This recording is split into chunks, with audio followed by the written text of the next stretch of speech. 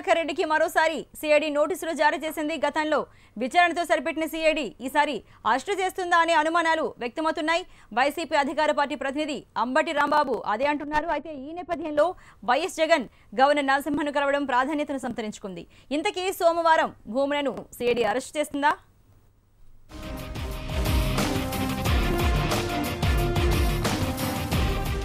భూమన కరుణాకర్ రెడ్డిని వదలబొమ్మాళి అంటోంది సిఐడి. తుని ఘటన వైసీపీ నేతను వెన్నడుతోంది. మొదటిసారి రత్నాచల్ రైలు దహనంపై సిఐడి నోటీసులు అందుకున్న భూమన చట్టానికి తలవంచి విచారణకు హాజరయ్యారు. ఈ నెల 6, 7 తేదీల్లో సుదీర్ఘంగా వివిధ కోణాల్లో ప్రశ్నించిన సిఐడి పోలీసులు తర్వాత తమదైన శైలిలో దర్యాప్తు చేస్తున్నారు. తుని ఘటనపై సిఐడి అన్ని ప్రశ్నలకు సమాధానం చెప్పానని, రైలు దహనం చేసిన వారితో తనకు ఎలాంటి సంబంధం లేదని స్పష్టం చేసినట్లు భూమన ప్రకటించారు. వైసీపీ పార్టీ ప్రతిష్టను దెబ్బతీయడానికే ఎలాంటి ఆధారాలు లేకపోయినా తనకు నోటీసులు ఇచ్చారని భూమన మండిపడ్డారు.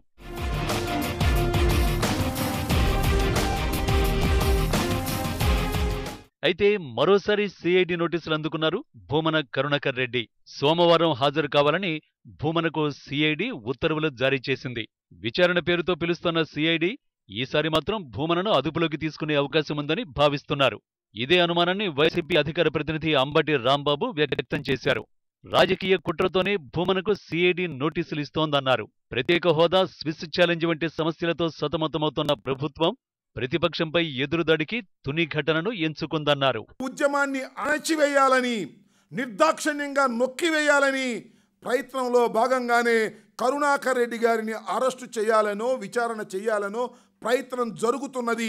ఇది ప్రజాస్వామ్యవాదులందరూ కూడా ఖండించాలని నేను మీ ద్వారా మనవి చేస్తున్నా. ఆయన్ని అరెస్ట్ చేస్తే ఒక్క దెబ్బకి 2 పిట్టల్లాగా అటు వైఎస్ఆర్ కాంగ్రెస్ పార్టీని ఇబ్బంది పెట్టవచ్చు, ఇటు కాపు ఉద్యమాన్ని ఇబ్బంది పెట్టవచ్చు అని చంద్రబాబు నాయుడు గారు అనుకుంటున్నారేమో.